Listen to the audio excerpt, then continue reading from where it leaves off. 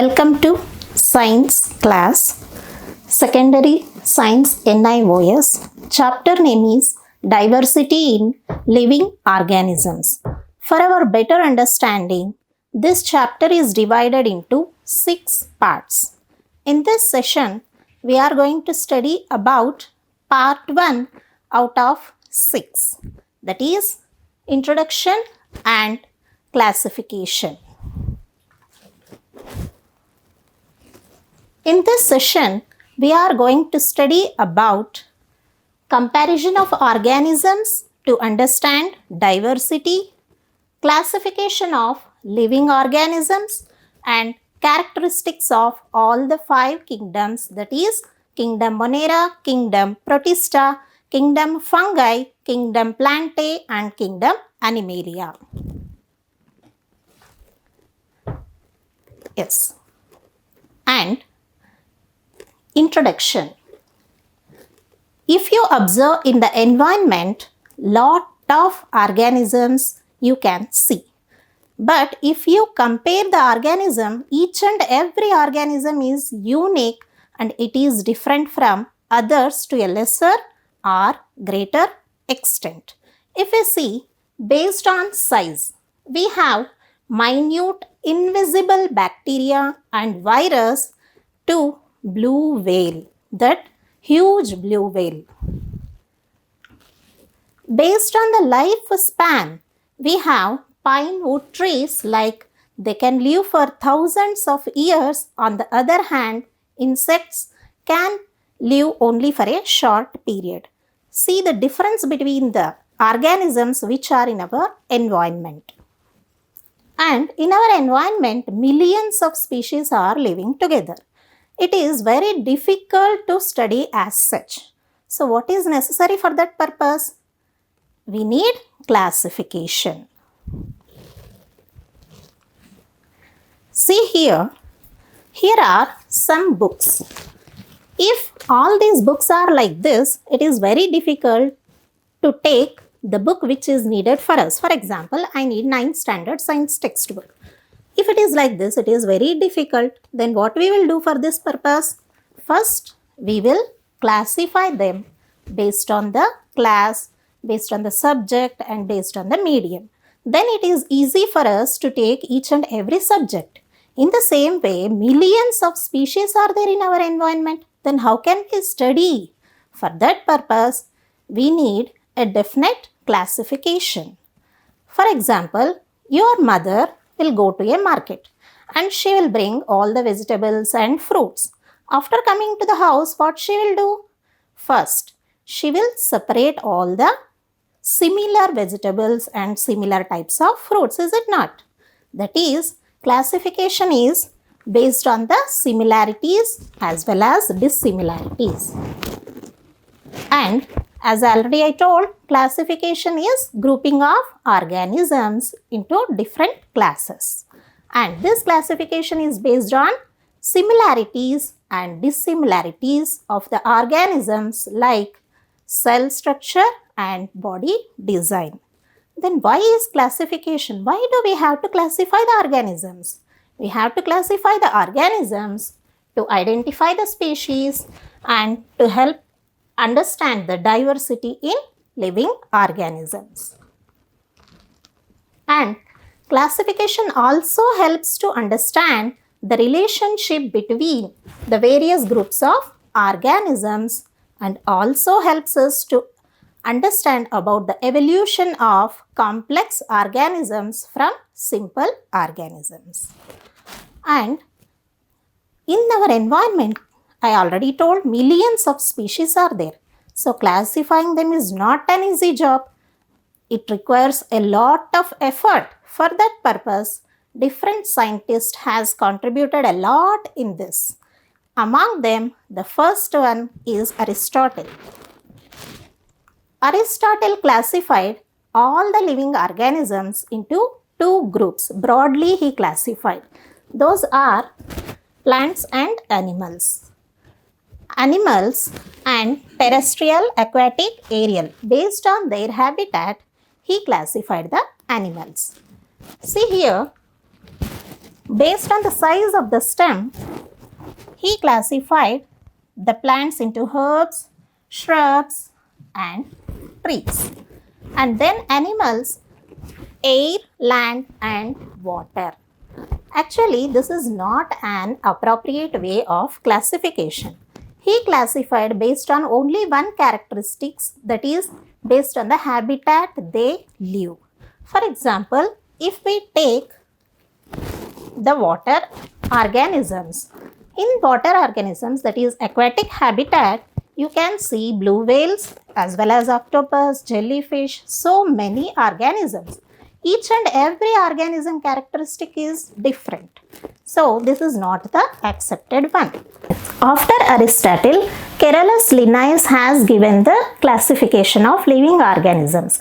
According to him, he classified into two kingdoms, that is kingdom Plantae and kingdom Animalia. This is also not appropriate way.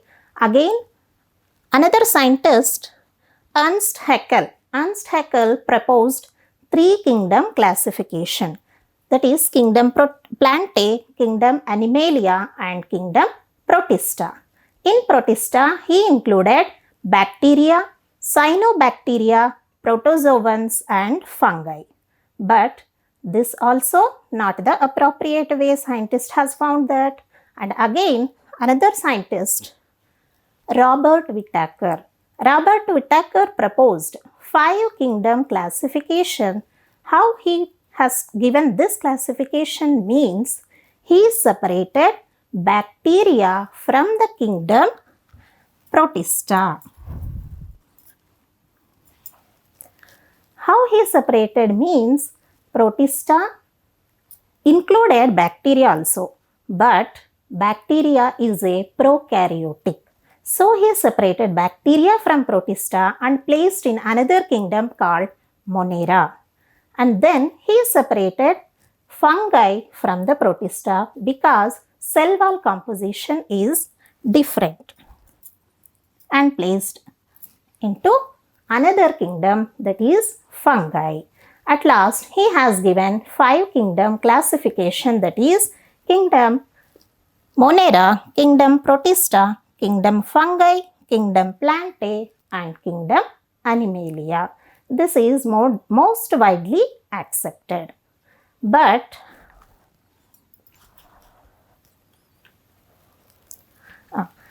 this is Whittaker's 5 kingdom classification, that is Monera, Protista, fungi, Plantae, and Animalia. Later on, Carl Woese found some different bacteria in that Monera. Later on, he separated that from Monera and placed into another domain. And he named that as Archaebacteria.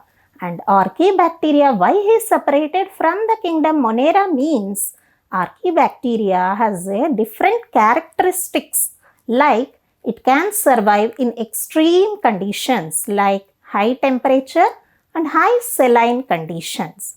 So later on, at last, he separated all the classification, all the organisms into 3 domains, that is Archaebacteria, Eubacteria, and Eukarya.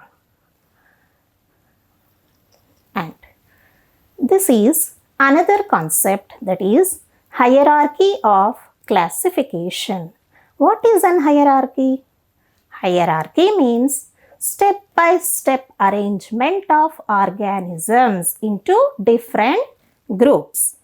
We will see what are those domains. What are those? Hierarchy of classification. And this hierarchy of classification is given by Carolus Linnaeus. According to him, all the organisms are grouped into this hierarchy. The first one is domain, and the next is kingdom, next is phylum, next is class, next is order, and the next is family, next genus, and then species. If we observe the domain is also called as super kingdom. And this Carl Woese has given these three domains. And how we have to understand all these means? Different species together form genus, and different genus grouped into a family, and different families having similar characteristics are grouped in order, and different orders placed in different class, and different classes are grouped into a different phylum, and different phyla with similar characteristics are grouped in kingdom, and different kingdoms grouped in domain. If we see the characteristics from domain to the species, in the species there will be a specific characteristics. If we go on from domain to the species, characteristics are becoming more specific. And species is the lowest grade of classification and domain is the highest rank given in the hierarchy. And how to remember this? Mnemonics is there for remembering this hierarchy.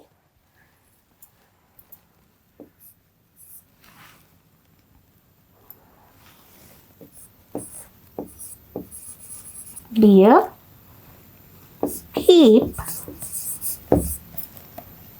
pot clean, otherwise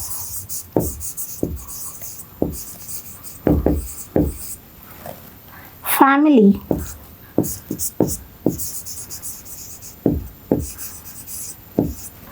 gets sick. See here, if we take the first letters in this, you can remember easily. Domain, kingdom, phylum, class, order, family, genus and species. Species is the lowest grade of classification, but characteristics are very particular. That is, species includes all organisms with similar characteristics that can interbreed among themselves and produce offsprings. Here, this is a hierarchy of classification. I have taken one example, that is for human beings. I have taken this hierarchy. Human beings belongs to the species Homo sapiens and genus Homo, family hominids, order primates, class mammals, phylum chordates, kingdom animals. This is about hierarchy of classification. Yes. Now we have to study about the characteristics of each and every kingdom. First we will start with the characteristics of kingdom Monera. Monera includes all microscopic and prokaryotic organisms. Already you know about what is a prokaryote in the cell chapter itself. Just recall that. What is a prokaryotic cell? And you all know prokaryotic cells are the cells without definite nucleus. Here is a cell and there will be nuclear material that will be embedded inside like this, and there is no definite nucleus. And these show diversity based on presence and absence of cell wall. And as it is a prokaryotic cell, you all know that membrane bound organelles are absent. And then it possesses flagella for locomotion. You can observe this hair-like projection here, and that is flagella, and this bacteria will use this flagella and it can move. It shows diverse modes of nutrition like autotrophic, heterotrophic, parasitic or saprophytic. And in this saprophytic mode of nutrition, you can see mostly in case of fungi also. and asexual reproduction by budding or fission. Example, Anabaena, bacteria, etc. Next, we have to see about the characteristics of kingdom Protista.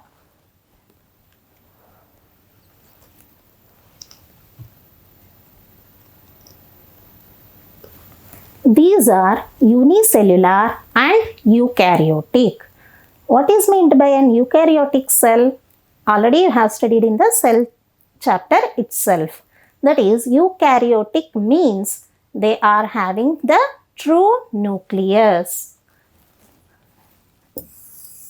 There is a cell. Inside the cell there will be a definite nucleus, and inside the nucleus there will be the nuclear material, that is DNA or RNA. That is the eukaryotic cell. And these are also unicellular. And see the comparison from Monera to Protista. There you might have seen that those are prokaryotes, and here you can observe these are eukaryotes. Little advancement you have observed. And then they possess membrane bound organelles, as obviously it is an eukaryotic cell. You will observe membrane bound organelles, and they possess cilia or flagella for locomotion. Here you can observe the hair-like projections, and this is called cilia. And here you can observe the hair-like projection, that is flagella. And here the finger-like projections you are observing in amoeba, those are called pseudopodia. And these are the locomotory organelles in protistans. And nutrition is of different types here also. Autotrophic, heterotrophic, parasitic or saprophytic. Autotrophic. In Euglena there is a chlorophyll. Because of that it can prepare their own food. So this comes under autotrophic. In the same way, heterotrophic, they will depend on others for food.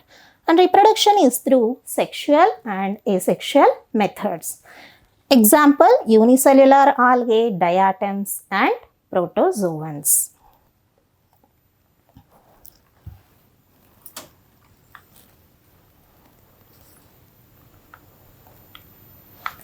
Next, we have to see the characteristics of kingdom fungi, also called as mycota. You are able to observe that mushroom there now. See here, this is the mushroom. It will look like this. And there are different varieties of mushrooms are there. Among them, this is one of the species. And these are unicellular as well as multicellular. You have to compare all the kingdoms. In Monera, you have seen only unicellular and prokaryotes, and in Protista, advancement, that is unicellular and eukaryotic. And see in fungi, you can observe both unicellular as well as multicellular. Little more advancement you can see in this. And they are eukaryotic. Eukaryotic already explained. And then heterotrophic, because it doesn't possess any chlorophyll. It has to depend on others for food. So these are heterotrophic in nature. And the important point here is the cell wall composition. And in fungi, the cell wall is made up of a complex sugar that is called chitin. Remember this. Because of this only, this kingdom is placed into a separate kingdom that is called fungi. And then nutrition is saprophytic. This is also an important point. Fungi are saprophytic in nature. What is saprophytic mode of nutrition? Saprophytic mode of nutrition means they depend upon dead and decayed organic matter for its nutrition. That is called saprophytic mode of nutrition. Especially this fungi exhibit saprophytic mode of nutrition. And then reproduction, vegetative, asexual as well as sexual methods.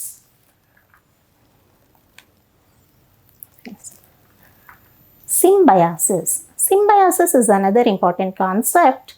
What is meant by symbiosis? Symbiosis is a mutually beneficial relationship wherein both the partners are going to be benefited. One is dependent on the other, but both are benefited. That type of relationship is called as symbiotic relationship. And this symbiotic relationship may be permanent or temporary. And here you are observing this is lichen. Lichen is a symbiotic association of an algae with a fungi. That is, some fungal species live in a permanent, mutually dependent relationship with blue-green algae. That is, example is lichen. And this lichen you might have seen in your surroundings.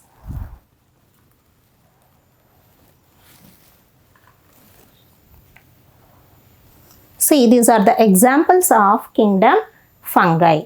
Here you can see the yeast, and here yeast in baking.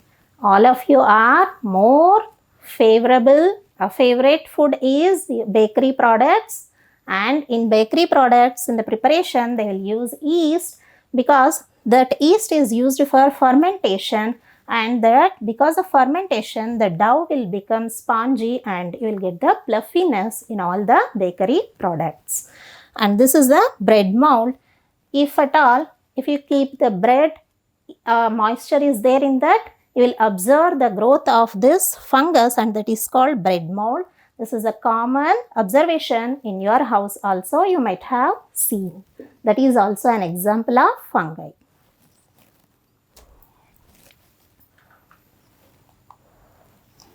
And next comes about the characteristics of Plantae and Animalia, but these characteristics we will study in detail in the next videos.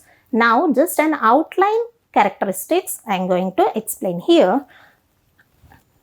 Those are Plantae and Animalia, multicellular, eukaryotic in Plantae, in Animalia multicellular, eukaryotic. And plant cells have cell wall and animal cells doesn't possess cell wall. These are autotrophs because it consists of chlorophyll, it performs photosynthesis, so these are autotrophic in nature, but animals are dependent on others for food, so these are heterotrophs. And no locomotion, and these show locomotion. These are all the overall characteristics, and in detail we are going to study in the next videos. And see here, all these 5 kingdoms are formed on the basis of their cell structure, mode of nutrition and body organization.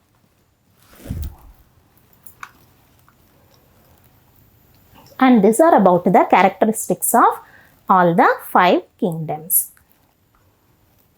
This is the comparison of 5 kingdoms. Already I told, based on the mode of nutrition, cell structure and cell type, these are classified. And we will see just comparison of Monera, Protista, fungi, Plantae and Animalia. These are prokaryotic, these are eukaryotic. All these 4 comes under eukaryotic. And these 2 are unicellular, and these are unicellular, and most of them are multicellular, and these 2 are multicellular. And these are autotrophs, heterotrophs. These are also either autotrophs or heterotrophs, but these are saprophytic. Already I told, fungi are saprophytic in nature. And these are autotrophs. Plants, obviously, it consists of chlorophyll. Those are autotrophs. And Animalia are heterotrophs. And these cells are without or with cell wall. And this shows movement with the help of cilia, flagella and pseudopodia. And important feature in fungi is chitinous cell wall. And symbiosis association with blue-green algae, already I explained about that, lichen. And then the cell wall composition is cellulose in plants, and in animals cell wall is absent and there is a limbs for mobility. These are the comparison for all the 5 kingdoms. See, this is the 5 kingdom classification chart. First we will see this organisms, how they are classified based on the nucleus, well-defined nucleus and absence of well-defined nucleus, that is prokaryotes and eukaryotes. Under prokaryotes again Monera, and again in eukaryotes unicellular and multicellular. Again in unicellular we have Protista, and based upon the presence of cell wall and absence of cell wall again we have this Plantae and Animalia, again which performs photosynthesis and which do not perform photosynthesis. We have fungi as well as Plantae. This is the 5 kingdom classification chart.